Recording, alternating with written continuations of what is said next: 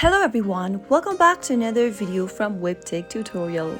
In today's video, I'm gonna guide you through how to download the First Republic Bank application on your mobile device. So let's get started. First, go ahead and launch Open your App Store. If you're using an iOS device, if you're using an Android, you can open up your Play Store. Now go to the search box and type in First Republic Bank and search. From the search results, go and look for this application that says First Republic Mobile. Simply tap on the Get button to begin the download process for the application. The First Republic Bank is a financial institution based in the United States that provides a range of banking and financial services. Once the application is downloaded, tap on the Open button to open the application on your iOS device. Now, you can go ahead and enter your username and password for existing mobile banking account. If you don't have an account yet, you can tap on the Don't Have a Username Enroll Now link and follow through the bank sign-up process.